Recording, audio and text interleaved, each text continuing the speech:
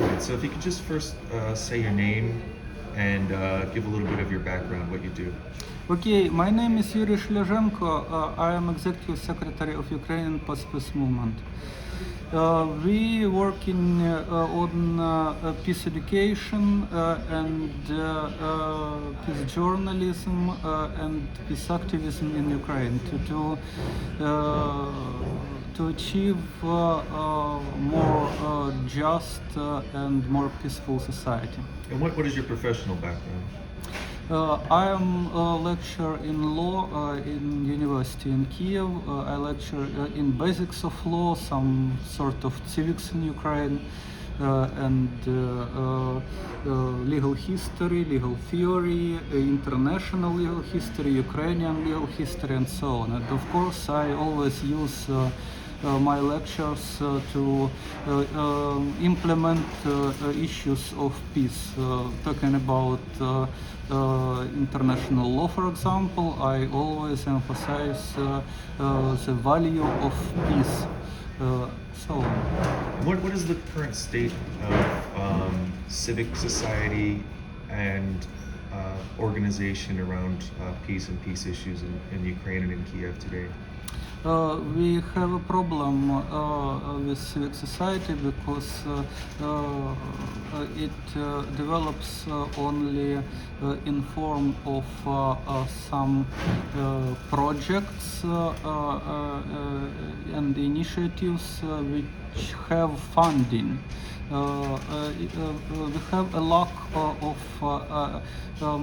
political, legal, economic culture, including it is a lack of culture of independent civic initiative in Ukraine. Let's put it another way. Is there organizing happening today? Are there mobilizations happening today around militarism? Far-right organizations are highly organized on the issue of mobilization to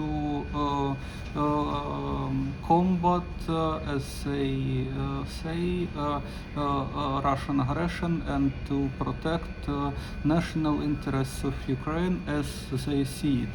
And it is basically a full neglection of any concerns of Russia. Far-right Ukrainian movements would be happy if Russia will vanish from political map. It is impossible, but they have delusions of... These are the far-right national groups, the nationalist groups, Ukrainian nationalists. It is dominant tendency in Ukrainian civic society. Right-wingers and far-right tendencies, and even some sort of moderate parts of civic society are serving this right-wing interests. For example, human rights defenders funded by Soros and Western governments are protecting right-wing rioters and even people accused by police in resonance killings. For example, peace dialogue movements receiving European Union funding spent funding for peace building to organize discussion of national cohesion in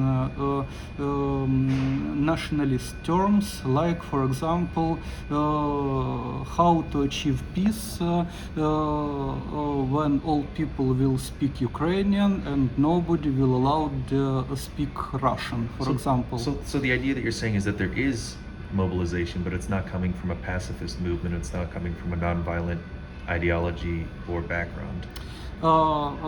We see some attempts of mobilization in support of a peaceful solution in eastern Ukraine. Their attempts were coming from pro-Russian circles, and you should understand also that pro-Russian circles are also nationalist circles. They are pursuing not peace but Russian national interests. For example, Ukrainian and Russian or post-Soviet nationalists, talking about Russians, it is also very strong imperialist sentiment. This idea that we should return to rebuilding Soviet Union. They have in common, for example, non-agreement with any ideas to abolish conscription. They like conscription. They like militarized society. Ukrainian nationalists and Russian imperialists just see national interests in building strong military. As I started to explain, in Ukraine there is no developed peace culture, and any elements of peace education and even civic education is very underdeveloped and underlearned by the people. The entire debate, all sides of it are militarized. The only place for people to plug in or to get involved is through either joining the military themselves or supporting one side or the other. So what is the general consensus in in Ukraine today of the involvement of NATO in alliance or in defense of Ukraine? We don't have consensus. Our society is divided on this issue, but not because we have a critical attitude to military itself and for the NATO. It's more pragmatic. But because this is a division between sympathies to Ukrainian nationalism and sympathies to Soviet past and Russian nationalism / imperialism. This situation, this division of Ukraine, it is division of two nationalisms. And even, as I said, even moderate circles, like for example religious organizations, when they pray for peace, they pray for example, for soldiers on Ukrainian side, or for example, on the side of pro-Russian separatists. So the main problem now is how to build peace movement, independent grassroots movement, which never existed in Ukraine and in Russia and in all Soviet post-Soviet space, because any grassroots movement for peace, including East-West peace, were repressed in Soviet Union by the Soviet repressive organs, KGB and so on, and after the dissolution of Soviet Union, these peace issues were neglected. Many people thought that the main issue is nation building, and some sort of peace activities observed for these years. There was,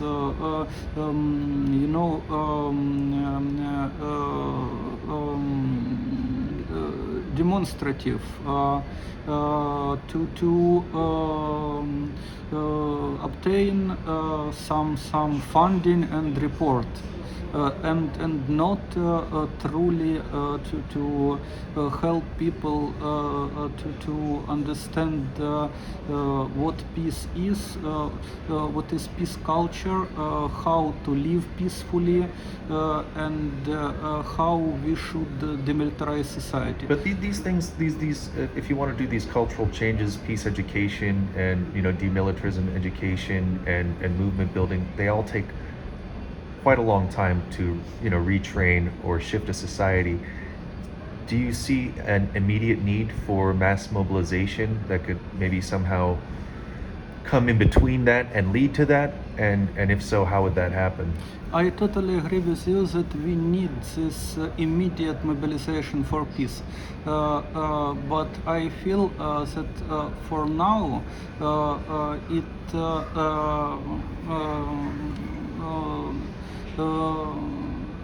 have very we have very little resources for such mobilization. What would you need that you don't have today? Yeah. First of all, as I said, we don't have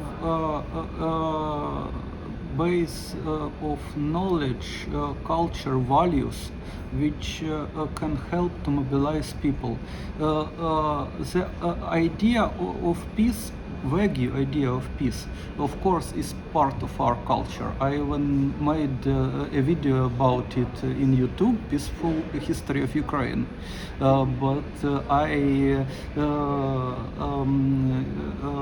used in it many wishful thinking, you know. Yeah. In my view, current crisis creates opportunity to start some long-term activities. Like for us, the Iraq War in the United States created a big, anti-war movement. It grew out of other movements that had already existed, but it became a focal point for people to unite. And then that also moved into several other the movements that you've seen, internationally. People are watching Black Lives Matter. I'm not saying it grew directly out of that, but also, we're seeing Native American rights movements. We're seeing a climate movement. There was the anti-globalization movement, and somehow they all came together in the anti-war movement. And because it is all about justice, about social justice, about environmental justice, about non-violence of between human and human, between human and nature, and so on. And in the West, there is a big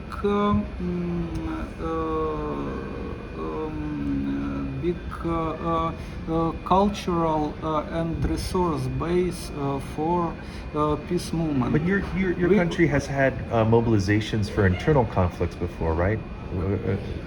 Against your own leadership. You had your own internal revolutions, the Orange Revolutions and stuff like that. How do those relate? And could you see something like that mobilizing for anti-war and peace? It was political mobilization, and it was political mobilization based on hate of people to elites in power. It was populist movements.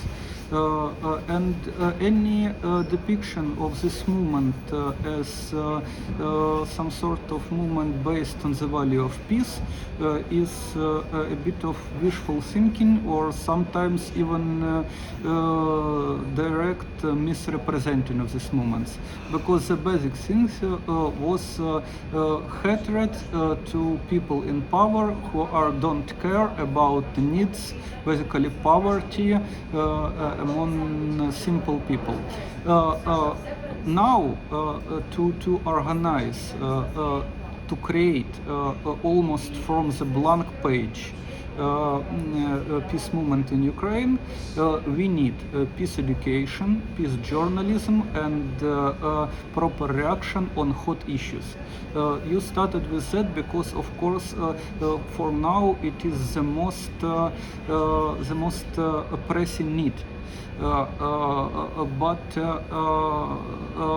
when and if we call people, let's assemble and demand peace, very few people will come. How many people come today if you do something like that? And is it happening now? we regularly try to organize webinars, some events, and when we call in our Telegram group around 100 people, in our group against conscription around 300 people, in our Facebook page several thousands of readers. Let's go to some peace action. 1, 2, 3 people maybe are coming. And you were saying that within that group, sometimes it is only me who comes on action. Thank you for that. With megaphone, with I remember doing that as well. leaflets, yeah. And turning around and saying, "Where is everybody?" Yeah, handing these leaflets, people. But eventually they come. Eventually they come. And right now I know that there are people looking for a place to plug in. I'm wondering, if there's opportunity there, because I always feel like the actions are not where change happens. The actions, for me, are actually just a meeting ground for other people. That's how I got plugged in, and that's how I, joined other networks. And then what happens afterwards are the conversations, the cultural shift. As an organizer, you should know that to create movement, you should start to build your base. And now, in this crisis situation, when many people see in what corner lead this politics of militarism are people, maybe having some resources, we can use this situation to help people who are starting to think what we can do, apart of mobilizing to army, as far-righters and militarists suggest. It is total mobilization in Ukraine. President Zelensky said we will mobilize all people and send it to fight with these aggressive Russians. Instead of that, to mobilize people for peace movement, we should disseminate knowledge about peace. We should disseminate news and information about peaceful solution in different countries.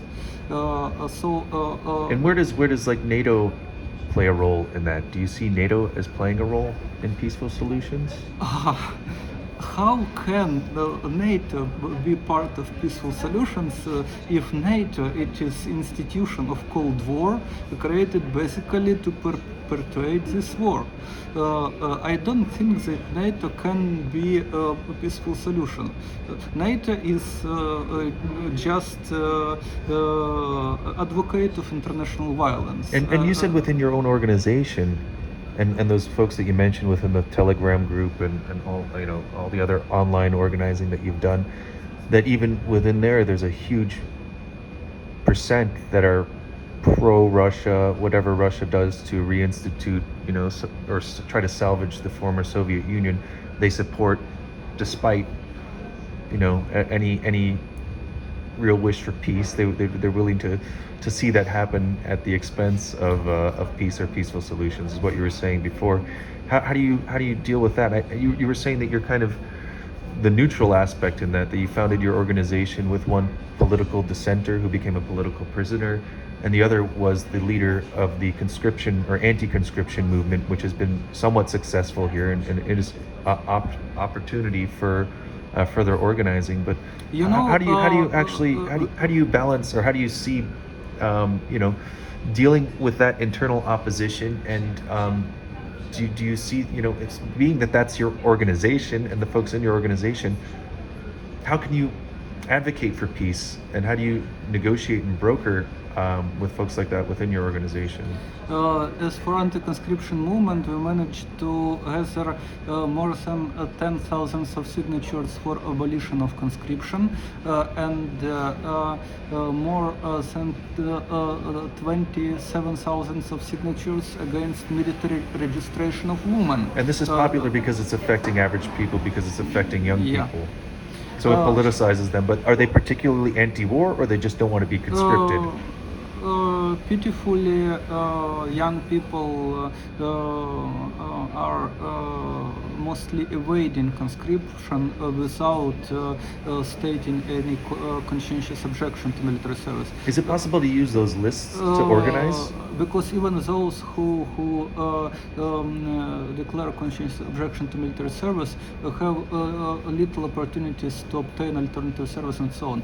I think that current existing resources of advocacy for peace, of course, can be used to mobilization in crisis situation. But could you mobilize the anti-conscription folks that the tens of thousands of signatures that you have? Could they be contacted and asked to come to a demonstration? It is easy to sign petition, but it is not easy to, hold a demonstration. Yeah, there's like the 1 in 100 rule or, there. Yeah, or even record video or participate in online action and so on. To develop peace movement, we should help people understand that peaceful solution is real. And peaceful solution without surrendering enemy, notwithstanding is perceived enemy of Russian regime or enemy. For some people it is Russian regime, for some people it is even our Ukrainian authoritarian regime. But I always try to explain people, and some people accept this idea that there are no enemies. All people should be friends, and we should build peace in our minds and in our hearts to change politics based on peaceful values. And you have to get going in a few minutes. I have two more questions. One is what you have a member of your organization, one of the three founders, who was a political prisoner and a dissenter. What is the current situation? Maybe you can describe, because you said they're pretty popular within Ukraine. Who are they popular amongst, and what were they imprisoned for? Ruslan Katsaba is president of Ukrainian Pacifist Movement. He was imprisoned for his video in 2015 calling to boycott military mobilization in eastern Ukraine. So is it a threat? Is it a threat for people to be against? Is it seen as a threat to be against military? And can you be persecuted for that here? It is clearly seen as a threat, and you should have a lot of courage to say something like I call for peace, because when you say I call for peace, there are just very emotionally reacting people. You are idiot, we should fight these Russians. But what did the state do to him? What did the state do to him when they prosecuted him? When the people like Ruslan are, for example, calling to boycott mobilization, it was a time when he and several like-minded people were imprisoned. Ruslan was imprisoned for 500 days. And Amnesty International proclaimed him prisoner of conscience. Then he was acquitted, but higher court quashed acquittal and ordered retrial, so Ruslan is now under retrial. You could imagine what it is. It is not a comfortable experience. Yeah, and what groups is he popular with? And you said he has some sort of. Was he popular in the media? Was he only popular in left-wing groups, right-wing groups? Where is he popular? Ruslan is popular in the media, and Ruslan is a figure which can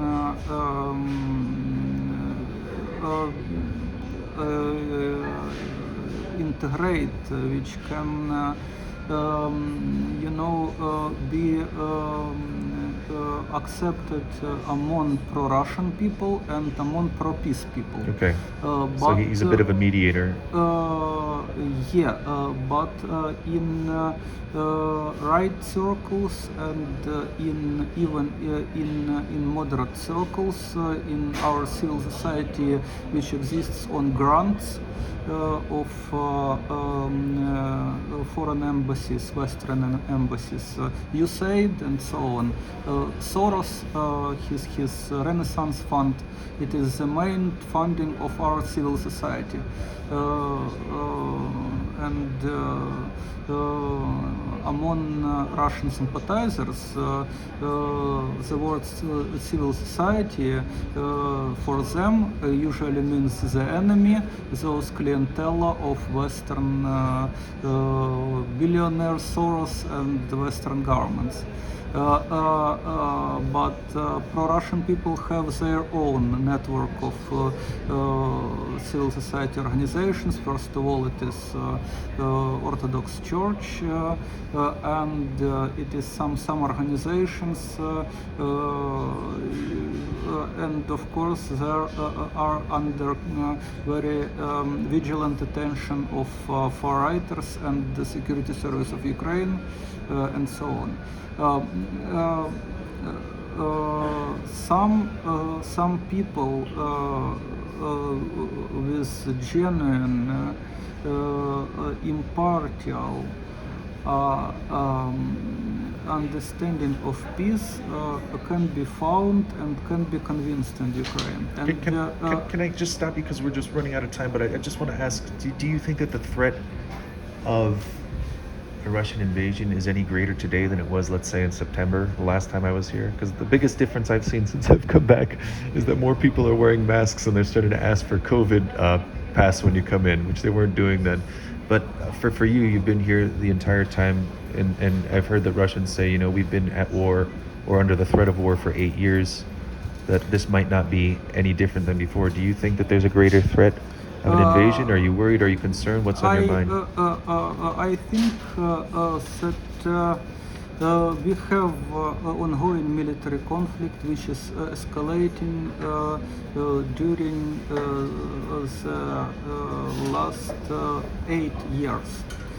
And there are constant invasions during all this time.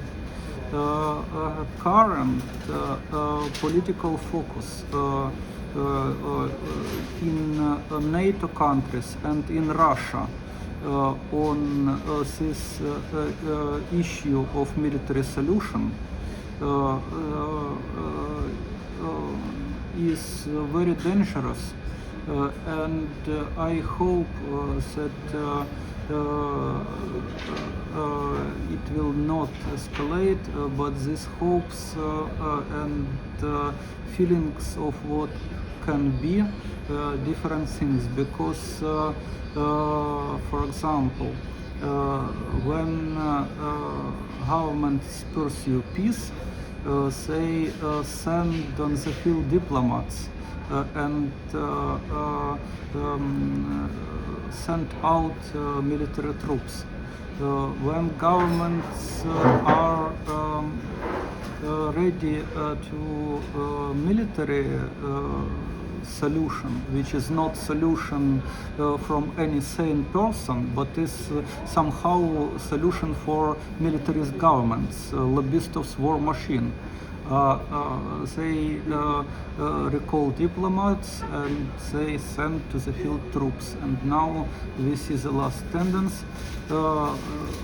Military production complex want their profits.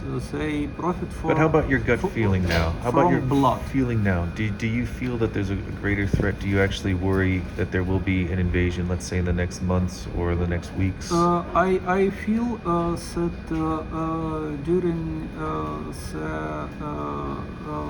the time in foreseeable future, it will be more challenge. In particular, more brutal violence which be obstacles to building peace movement, but I am determined to build peace movement in Ukraine, and few of people, few of pacifists in Ukraine,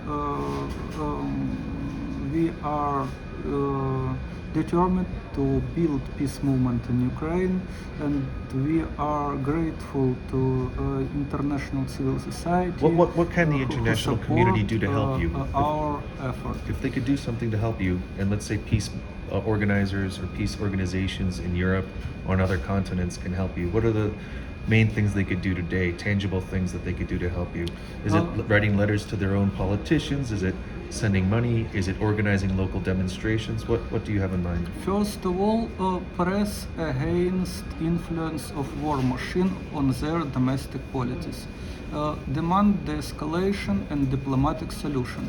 They should demand that diplomats should return in Ukraine and sit on the negotiation table. It is the first thing.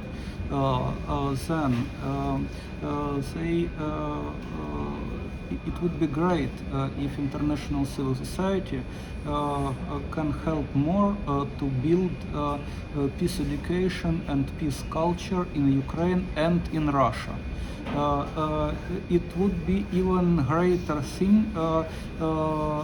if international civil society will lobby for abolition of conscription internationally, banning conscription according to international law, because it is key issue for militarization in Russia and in Ukraine and in post-Soviet space. We have a highly militarized culture, and it means less opportunities for development of peace movement, including anti-nuclear movement, when also people go through indoctrination, military indoctrination and mandatory military service. So abolition of conscription will help to escalate situation internationally. And also my call for international civil society to think more about future, because it is not realistic to feed some beast, war machine, feed with blood of people, and hope that it will not demand more blood. We should learn how to resolve conflict peacefully, conflicts in general, not just this conflict, and we should divest from war machine. Demilitarization, it is an issue for whole the world, and it demands reformation of economies, of financial systems. We should think more about this system of violent nation states, which is basis of current international relations. Global civil society should think more not just about resolution of current conflicts created in this system, but of changing this system to stop war machine. All right, Yurii, I want to thank you so much for, one, for the work that you're doing, two, for meeting me on very short notice here, and I hope we have an opportunity to make broader connections with the global peace movement, see what we can do in terms of solidarity and organizing solidarity for the efforts that you're trying to organize locally, and I hope to organize with you, and I'm sure I'll see you over the next coming days. Thank you. Thank you very much.